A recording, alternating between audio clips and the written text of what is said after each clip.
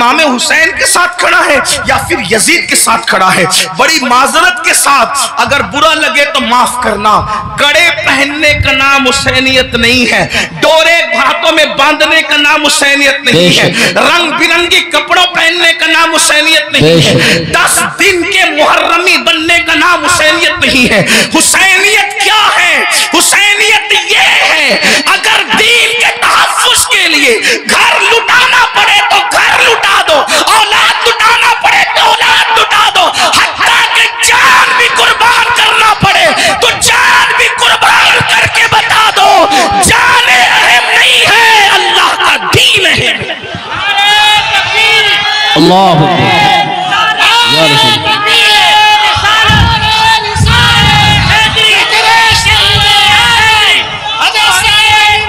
बड़ी माजरत के साथ कुछ लोगों ने हुसैनियत को बहुत सस्ता कर दिया।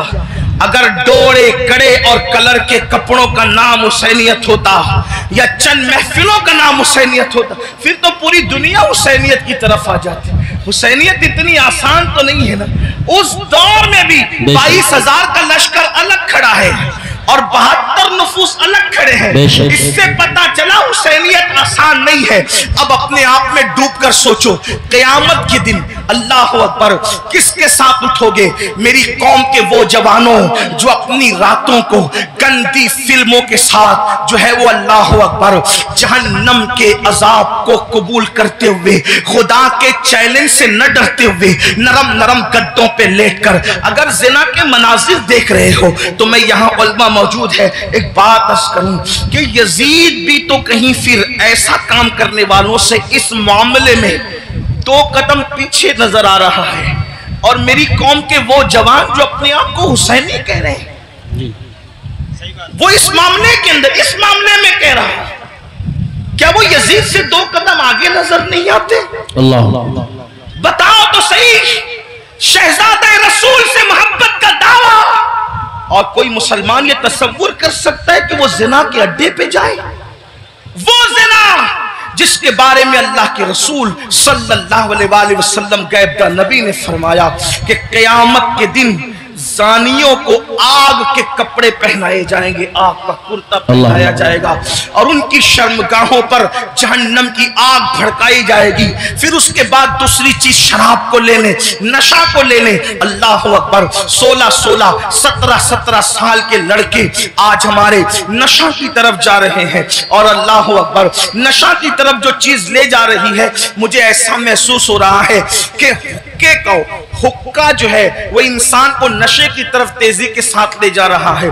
मैं हुक्के पर कोई हुक्म तो नहीं लगा रहा हूँ, वैसे कहीं कोई मैं मुफ्ती भी नहीं हूँ कि मैं हुक्के पर कोई हुक्म लगाऊं। हुक्म बयान करना मेरा काम नहीं। मैं एक छोटा सा तालिबे इल्म हूँ। इस्लाह मुआशरा की महफिल में सिर्फ दिल का दर्द लेकर के आया हूँ। इब्तिदा हुक्के से होती है, हुक्का तो कोई हराम नहीं। इस तरह की लोग बात करते हैं, फिर धीरे धीरे सिगरेट पर आते हैं और सिगरेट के अंदर फिर क्या क्या लगा के पिया जाता है, मुझसे ज्यादा आप लोग जानते हैं और आप लोगों से ही हम तक बातें पहुंचती हैं। और फिर धीरे धीरे इंसान एमडी का, नशे का और खुदा जाने किस किस चीज का आदी हो जाता है। आपसे पूछता हूं, यजीद भी नशा कर रहा है, आप भी नशा कर रहे हैं, और यजीद के और आपके नशे में फर्क क्या है? अल्लाह अकबर, शायद यजीद ने एमडी वगैरह को ख्वाब में भी नहीं देखा होगा। अल्लाह अकबर, अंदाजा फरमाए किस तरफ जा रहे हो। अल्लाह अकबर, इमाम आली मकाम अला जद्दी वाले सलाम के सामने ये चैलेंजेस थे। आप अपनी कौम को जराइम से बचाना चाहते थे, आप अपनी कौम को गुनाह से बचाना चाहते थे। जानते हैं अल्लाह के रसूल सल्लल्लाहु अलैहि वसल्लम ने बस्तियों के उजड़ने और घरों के उजड़ने के लिए जो बात बयान फरमाई है, उसको दिल के कानों से सुने। अल्लाह के गैब नबी सल्लल्लाहु अलैहि वसल्लम इरशाद फरमाते हैं, रातों को कुछ लोगों के मकानात खुद ब खुद जमीन में धंस जाएंगे, जमीन के अंदर जो है जमीन बोस हो जाएंगे। आप कभी सुनते हैं ना कि फला बिल्डिंग गिर गई, फला बिल्डिंग जमीन में दफन हो गई। मैं ये नहीं कहता कि सब इसी वजह से होती है, लेकिन अल्लाह के हबीब गैब नबी सल्लल्लाहु अलैहि वसल्लम घरों के उजड़ने के, घरों के जमीन बोस होने के असबाब क्या बयान करते हैं। लोग कहते हैं हमारे घरों पर ये चल रहा है, वो चल रहा है। मैंने कहा जो चला रहे हैं हम उनके भी साथ नहीं है, लेकिन अपना करतूत भी तो देखो। कुरान कहता है वमा असाबकुम मिन मुसीबतिन फबिमा कसबत ऐदीकुम, कि तुम पर जो भी मुसीबत आती है वो तुम्हारे किए धरा है, वो तुम्हारे बुरे अमाल का नतीजा है। अल्लाह अकबर। क्या हुआ? आका इरशाद फरमाते हैं सल्लल्लाहु अलैहि वसल्लम कि कुछ लोगों के मकान रातों रात जमीन पे गिर जाते हैं, जमीनों में धंस जाते हैं। सहाबा ने पूछा या रसूल अल्लाह उसकी वजह क्या है? आका फरमाते दो गुना जब घरों के अंदर किए जाते हैं, दो गुना जब इमारतों के अंदर किए जाते हैं तो घरों को जमीन में धंसा दिया जाता है, घरों को जमीन बोझ कर दिया जाता है। पूछा या रसूल अल्लाह वो क्या है? फरमाया एक मौसीकी है, म्यूजिक है। जिस घर में म्यूजिक बजता है और जिस घर में शराब पी जाती है, रातों रात उन घरों को जमीन में धंसा दिया जाता है। अब आप मुझे बताओ, कानों में ईयरफोन लगाकर रातों के 3-3, 4-4 बजे तक म्यूजिक सुनने वालों, क्या तुम्हें अपने घरों से प्यार नहीं है? तुम्हें अपने घरों से मोहब्बत नहीं है? तुम्हें अपने घरों से उल्फत नहीं है?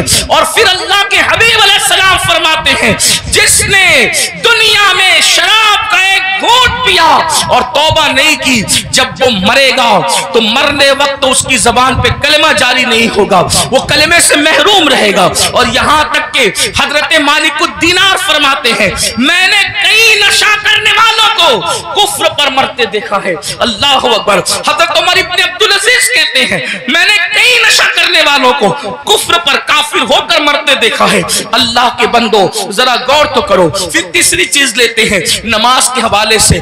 95% लोग नमाज नहीं पढ़ते हमारे माशरे का, और लोग आसानी से कह देते हैं मौलाना हमें टाइम नहीं मिलता। बल्कि आशूर के शब्द में भी, जिसमें जुमेरात ही को जंग हो रही थी करबला की, अक्सर मौर्रिखीन कहते हैं जुमरात कोई जो है वो जंग का आगाज कर दिया था। इमाम पाक ने पूछा गाजी अब्बास से, अब्बास क्या कर रहे हैं ये लोग? कहा वो तो जंग शुरू करने की बात करते हैं। कहा उनसे कह दो कि हमें नमाज बहुत पसंद है, हमें तिलावत बहुत पसंद है, हमें गिरिया अल्लाह के लिए करना बहुत पसंद है, जिक्र अस्कार बहुत पसंद है।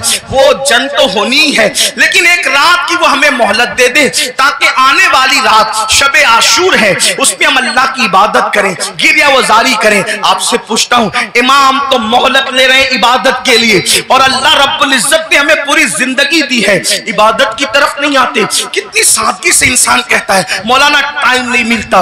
मुझे बताओ हमसे बढ़ करके मक्र कौन कर रहा है? हम कहते हैं टाइम नहीं मिलता।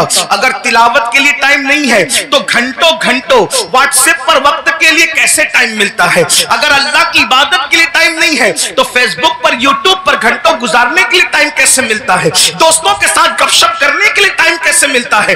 याद रखिए अल्लाह के बंदो, कब तक अय्याशियां करते रहोगे?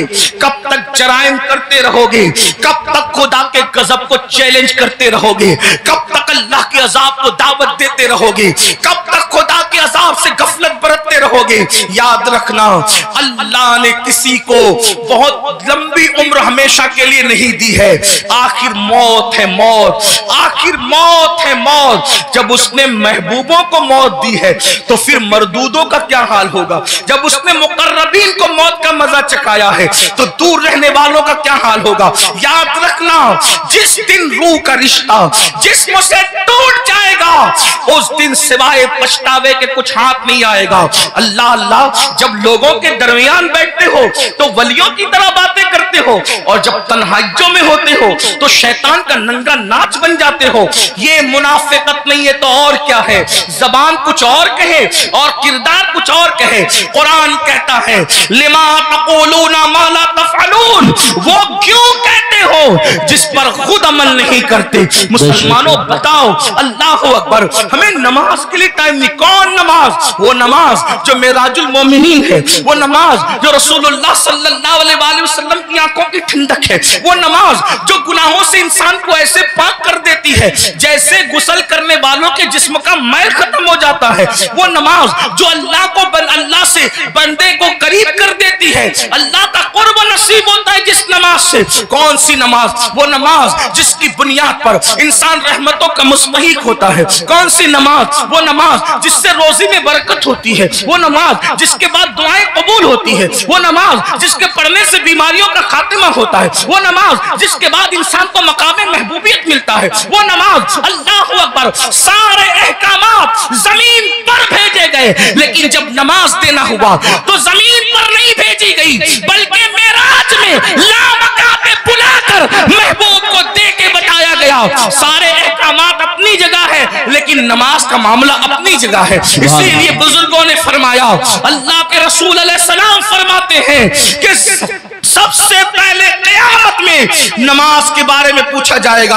अगर नमाज का मामला आपका क्लियर हुआ तो सारे मामला क्लियर कर दिए जाएंगे, और अगर नमाज के मामले में अटक गए, नमाज के मामले में फंस गए, तो फिर इंसान बच न सकेगा। आप मुझे बताएं, हमें अल्लाह से डर नहीं लगता? जिस क़यामत के दिन के बारे में काबे अहबार कहते हैं, अगर 70 अंबिया के बराबर भी कोई अमाल व फर्ज महाल लेकर के पहुंचे तो भी वो अपने अमाल को हकीर जानेगा, हकीर। आपसे पूछता हूं, क्यों वक्त नहीं निकालते? अब आइए आपसे पूछूं, इमाम तो सजदे की, इमाम तो अल्लाह अकबर शहादत के वक्त भी सजदा करते हैं। कितना दर्दनाक वक्त होगा, अल्लाह अल्लाह, जब इंसान का एक्सीडेंट होता है और वो मौत को करीब देखता है तो इंसान अपनी जान की फिक्र करता है। मगर कुर्बान मेरे इमाम शहीद करबला ने जब आखिरी वक्त आया तो भी अपने सर को सजदे में रखा और सर सजदे में रख करके बता दिया, औरों को जान से मोहब्बत है, लेकिन अली के बेटे को अपनी जान से ज्यादा सजदे से मोहब्बत है। आप बताएं तो सही। और उसी नमाज से हम दूर है। आशूर में भी नमाज दूर करते, आशूर में भी नमाज से दूर रहते हैं। आइए अब इस अपनी गुफ्तगू को एंड की तरफ ले जाते हुए आपसे पूछूं, अगर क़यामत के दिन, तवज्जो करना इन जुमलों पर, अगर क़यामत के दिन फहरिस्त बनी जानियों की, कि जानी एक साथ खड़े रहे, तवज्जो आप, जानियों की फहरिस्त बनी कि जानी एक साथ खड़े रहेंगे, तो जिस ग्रुप में यजीद होगा उसी ग्रुप में जिना करने वाले भी तो होंगे ना। दुनिया के अंदर बड़ी बड़ी बातें हाँकना आसान है। महशर आपकी मर्जी और मेरी मर्जी से नहीं होगा। महशर को महशर कहते इसलिए हैं कि वहां बड़े बड़े मुकर्रबीन भी नफ्सी नफ्सी कहेंगे। थोड़ा किसी के दिल की फरियाद दिल के कानों से सुनो, मेरी कौम के जवानों, जहन्नम का ईंधन बनने नहीं आए हो। मेरी कौम के जवानों, अल्लाह को नाराज करने नहीं आए हो। इमाम अली मकाम से जान से ज्यादा मोहब्बत करने वाले मेरे सुन्नियों, आपसे पूछता हूं, थोड़ा गौर करना, ईमान वाले दिल पे हाथ रखकर सोचना। जानियों की फहरिस्त बनेगी कि सारे जानी एक साथ खड़े रहे, तो बताओ जहां यजीद होगा वहां जानी लोग होंगे कि नहीं होंगे?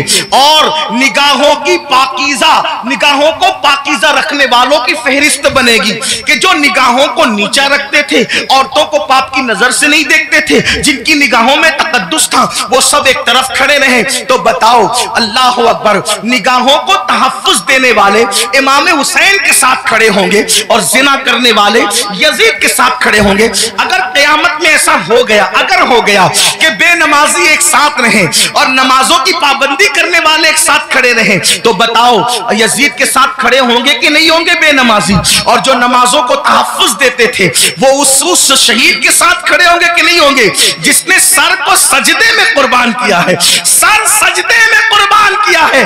अल्लाह अल्लाह किसी ने कहा था, हो सके तो लाइए दोनों जहां मीजान में, मैंने एक सजदा जमीने करबला से ले लिया।